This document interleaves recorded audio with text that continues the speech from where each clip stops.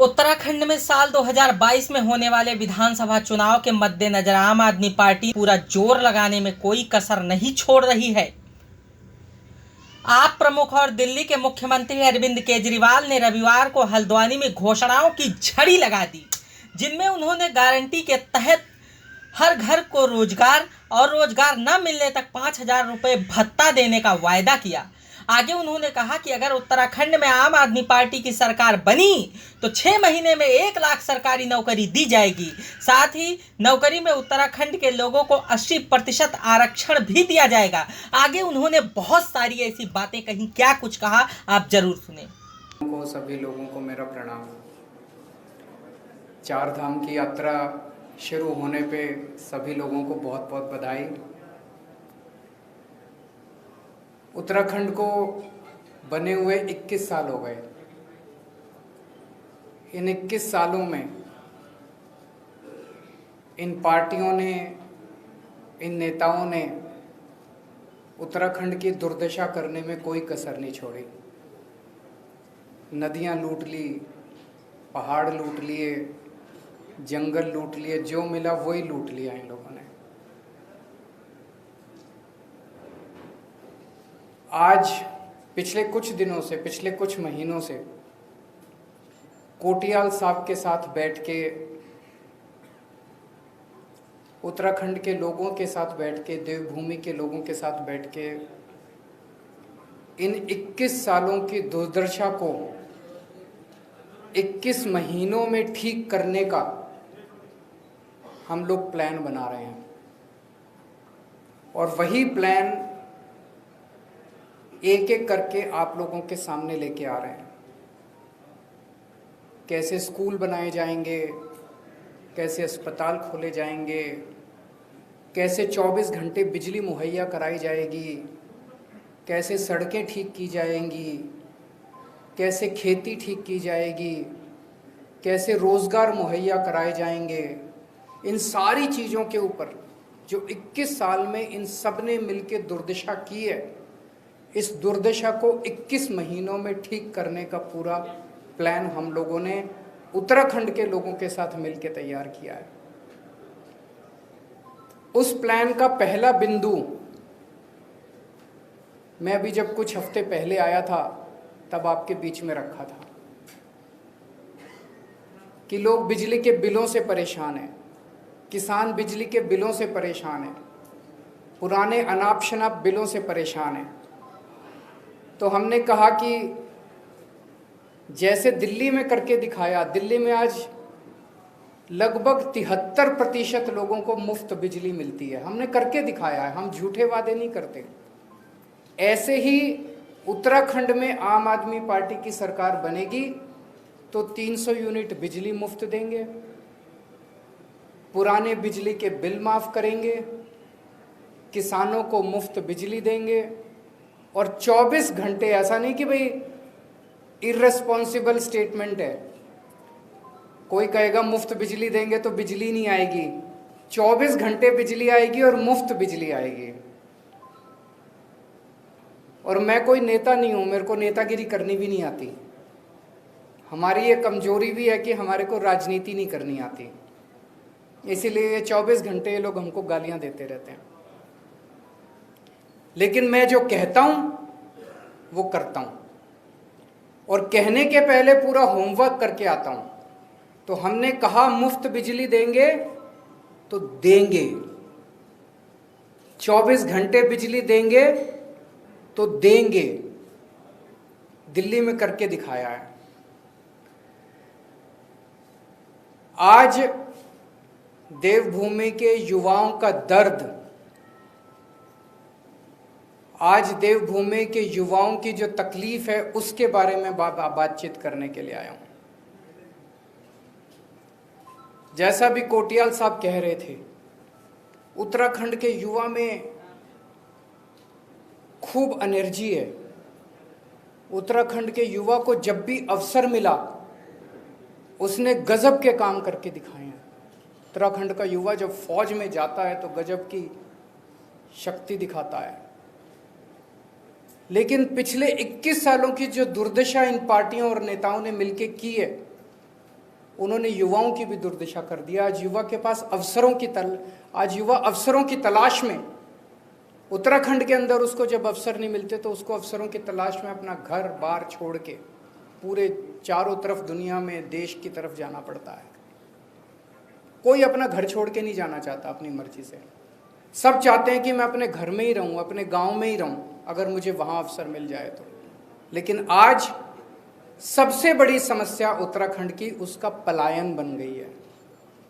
एक तरह से उत्तराखंड पलायन प्रदेश बन गया है और युवा बहुत ज्यादा दुखी है। हर युवा को रोजगार चाहिए। युवा भीख नहीं मांग रहा, उसका अधिकार है। हर युवा को रोजगार चाहिए और ये हो सकता है। आप पूछेंगे ये हो सकता है कि ये हो सकता है। इस पे हमने खूब चर्चा की, घंटों चर्चा की, इस पे खूब प्लानिंग करी हम लोगों ने। एक ही शर्त है, अच्छी नीयत वाली सरकार चाहिए। तो उत्तराखंड के युवाओं को रोजगार देने के लिए, उत्तराखंड के युवाओं को रोजगार मुहैया कराने के लिए आज मैं 6 घोषणाएं कर रहा हूं। आम आदमी पार्टी की सरकार बनेगी तो उत्तराखंड के हर बेरोजगार युवा के लिए रोजगार मुहैया कराया जाएगा। ये पहली घोषणा है। दूसरी घोषणा, जब तक उस बेरोजगार युवा को रोजगार नहीं मिल जाता, हर परिवार से एक युवा को 5,000 रुपये महीना दिया जाएगा जब तक उसके लिए रोजगार मुहैया नहीं करा दिया जाता। इसको आप बेरोजगारी भत्ता कह लीजिए, जो मर्जी कह लीजिए। तीसरा, सरकार में और प्राइवेट में 80% नौकरियां उत्तराखंड के बच्चों के लिए रिजर्व की जाएंगी। चौथा, सरकार बनने के 6 महीने के अंदर 1 लाख सरकारी नौकरियां तैयार की जाएंगी। आप पूछेंगे कैसे होंगी? लगभग 50 से 60 हज़ार तो वैकेंसी हैं सरकार में अभी। और उसके बाद जैसे मैंने बताया, और आने वाले दिनों में मैं और कई बार आऊँगा, हम इतने स्कूल, अस्पताल, सड़कें, मोहल्ला क्लिनिक, हमने इतने सारे प्लान बना रखे हैं जो एक एक करके आपके साथ शेयर करेंगे।